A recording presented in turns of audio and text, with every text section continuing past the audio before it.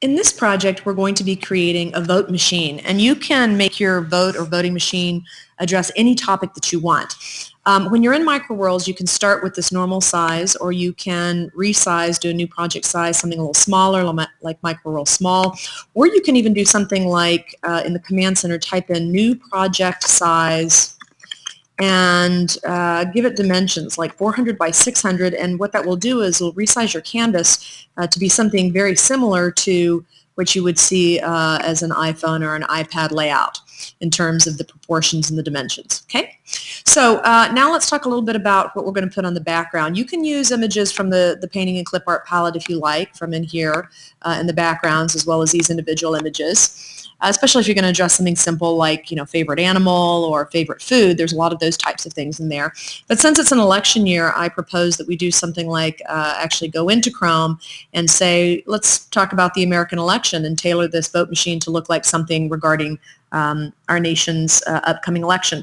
So if we pick a large background, something like this, and copy it, copy the image, just control-click and copy it, go back over to Microworlds, Control-click and paste, and I'll just get a portion of the image. I could do stamp full screen, but if I just want some portion like this so that it's aesthetically interesting, and then I'll do Control-click and stamp.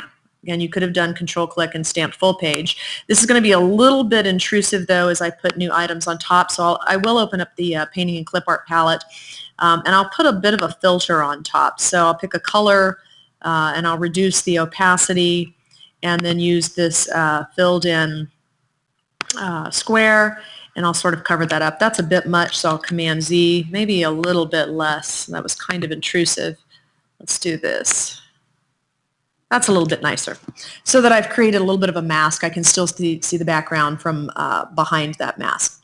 Okay, now what I need to do is I need to add a text box and just say, vote for your favorite candidate or voting machine, something along those lines. I can format that text, make it a different font, etc. I think I'd like this text to be a little bit lighter in color. So move that down to a whitish shade, and then I'll Control-click inside the box and select transparent. So this would be my title for my voting machine, and again, you can use anything that you want to label it.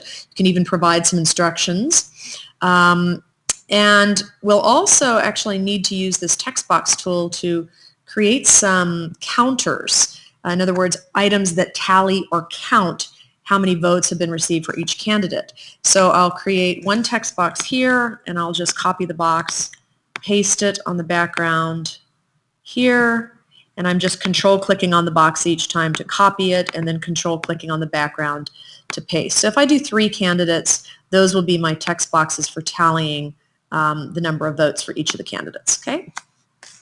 Now let's go back over to Chrome, and I'm in Google Images, and what I want to do is I want to find some candidates. So let's say Donald Trump. And one of the critical things as I'm looking for images is I really want something very small. Do not get big images. You're going to be stuck resizing them. It's going to be a pain in the neck. So if you select something that's in the press or popular enough right now, you will be able to find a lot of images, including very small icon size images. So under images in Google, if you go to search tools and select size, you can select icon. And so this will be everything from like a 50 by 50 to a 96 by 96. There's some strange stuff in here. I am not accountable for some of the weird things that Google Images, but let's just go ahead and find something maybe that's in the 50 by 50 pixel range. Okay, so if you Control-click and say copy image, then go back over to Microworlds, and let's put this into the shape spots. So press that little ladybug on the right-hand side, Control-click and paste that shape here. Let's find another candidate, Hillary Clinton. I have other Hillarys out there. Hillary Clinton. And again, staying with that search tools icon size, I want a 50 by 50. That's the right one right there. Copy the image. What on earth is going on here? Back over to Microworlds, and in the next shape spot, Control-click and paste. And then let's pick Bernie Sanders. And again, you can select anything that you want as well as any topic that you want. So Bernie Sanders, feel the burn. Let's get a 50 by 50. And it doesn't matter, again, what size you pick, but you need to make sure that all three icons are the same, okay? So this one's too small, 37 by 37. There's a 50 by 50. There's a 50 by 50, as well as these. Okay, so pick whatever you want, but just make sure that all of the items that you're picking on which to vote are the same size. And then let's paste that into the third spot. Okay.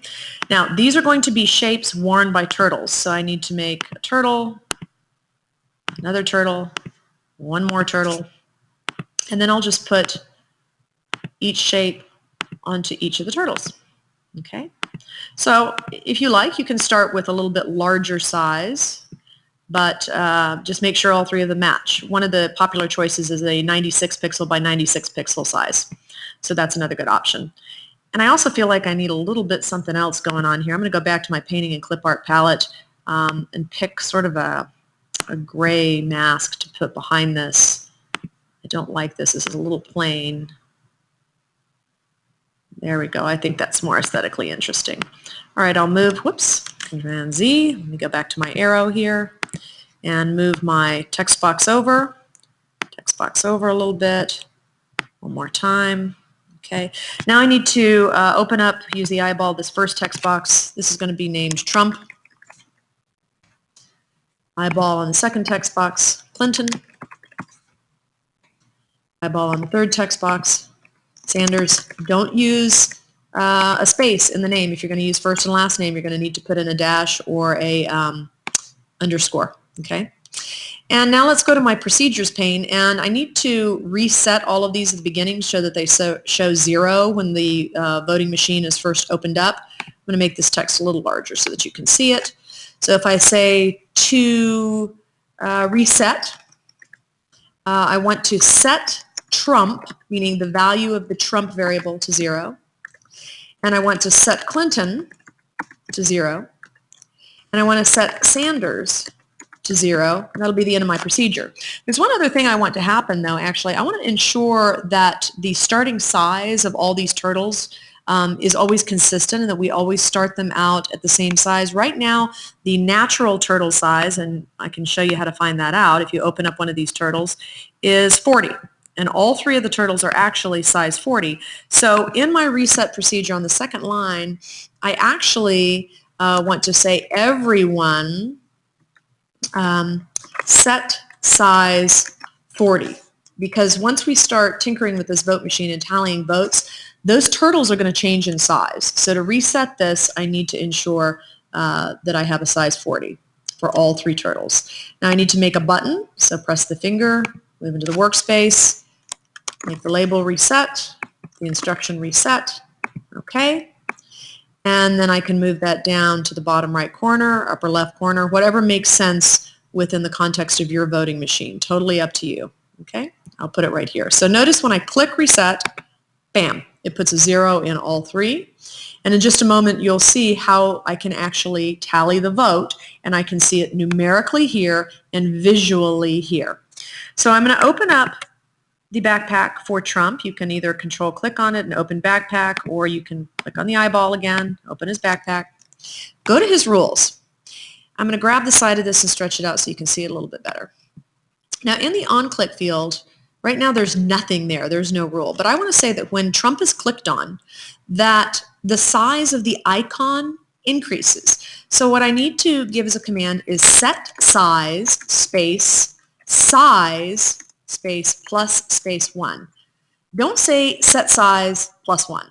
What we have to do is say set the size to whatever the size was before plus 1. This is called incrementing. We are increasing the size by 1. You can decrement or decrease the size, but in this case we are incrementing. We also, when that Trump icon is clicked on, we want to set the value of the Trump variable, set Trump, to whatever the value was before, Trump plus 1. Now, notice that is in the on-click field, meaning when I click on him, he increases in size. That Trump variable value in the box next to it increases by 1 each time as well. So it gives us a visual representation of the value of his number of votes collected, as well as the numerical representation. When I click reset, it sends him back to his starting size of 40 and zeroes out his registry here. Again, the number one mistake that you are going to make is you're going to say, set Trump +1. You have to say set the variable value to whatever it was before plus one more. Okay? So let's do that for all three candidates. For Hillary, stretch this out a little bit. Over here to her rules, say set size +1.